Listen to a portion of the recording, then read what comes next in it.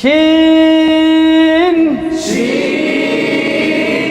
শিনের উচ্চারণ কাইফিয়ত লম্বা করতে হবে আবার শিন শিন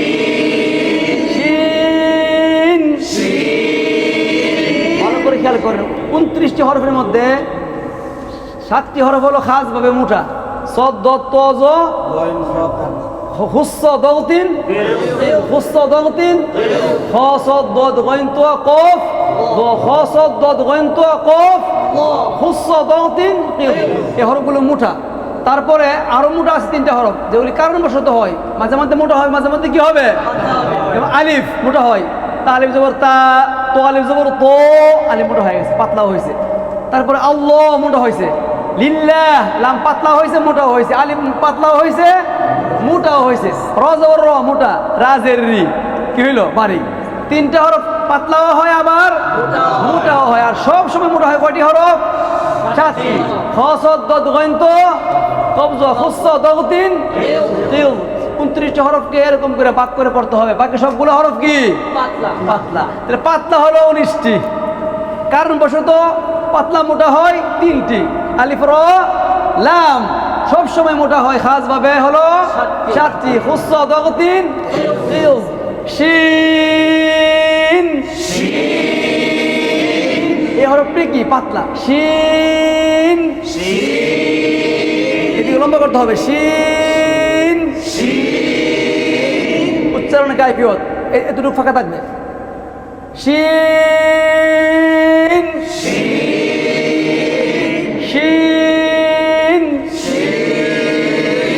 মাখরাজ হলো জিহ্বার মধ্যখান তার বরাবর উপরের তালুর সঙ্গে লাগায়া শিন উচ্চারিত হয় জিহ্বার মধ্যখান তার বরাবর উপরের তালুর সঙ্গে লাগায়া শিন উচ্চারিত হয় জিহ্বার মধ্যখান তার বরাবর উপরের তালুর সঙ্গে লাগায়া শিন উচ্চারিত হয় জিহ্বার মধ্যখান তার বরাবর উপরের তালুর সঙ্গে লাগায়া শিন উচ্চারিত হয় মাশাআল্লাহ তার উচ্চারণ কাইফিয়ত বললাম তারপরে কি বললাম মাখরাজ বললাম তৃতীয় নম্বর হলো সিফাত মোট 6টি সিফাত মোট 6টি এক নম্বরে হামস 2 নম্বরে রিখওয়া 3 নম্বরে ইস্তিফাল 4 নম্বরে ইনফিতাহ 5 নম্বরে ইসমাত 6 নম্বরে তাফাসসি হামস অর্থ বাতাস চালু রিখওয়া অর্থ আওয়াজ চালু ইস্তিফাল অর্থ জিহ্বার গোড়া নিচু ইনফিতাহ অর্থ জিহ্বার মধ্যখান চালু হতে ইসমাত অর্থ উচ্চারণে আওয়াজ মজবুত তাফাসসি অর্থ আওয়াজ ছড়িয়ে দেওয়া আশ ছড়িয়ে দেওয়া আশ ইশ উশ উশ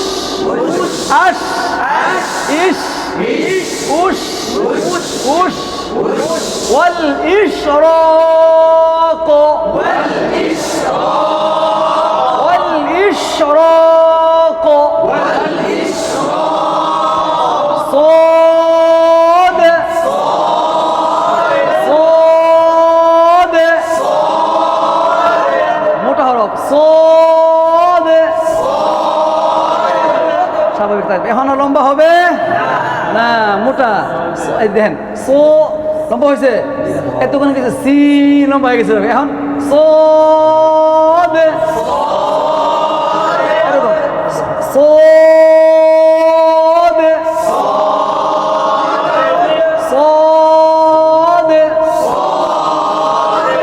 উচ্চারণ কাইফিয়ত গুলো এখন হলো মাখরাজ জিহ্বার আগা সামনে নিচের 2 দাঁতের পেট ও আগার সঙ্গে লাগায়া সদ উচ্চারিত হয় জিহ্বার আগা সামনে নিচের 2 দাঁতের পেট ও আগার সঙ্গে লাগায়া সদ উচ্চারিত হয়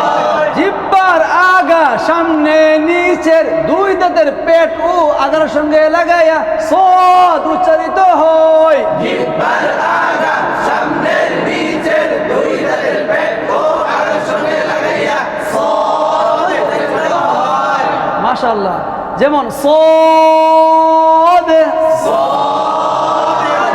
সিফাত মোট 6টি এক নম্বরে হামস 2 নম্বরে রিখওয়া 3 নম্বরে ইস্তিআলা 4 নম্বরে ইতবাক, 5 নম্বরে ইসমাত, 6 নম্বরে সফির, হামস অর্থ বাতাস চালু, ইখব অর্থ আওয়াজ চালু, ইস্তিআলা অর্থ জিহ্বার গুড়া, ইতবাক অর্থ জিহ্বার মন্তখান তালু হতে মিলিত হবে, এতক্ষণে মিলিত হবে। এর আগে কি মিলিত?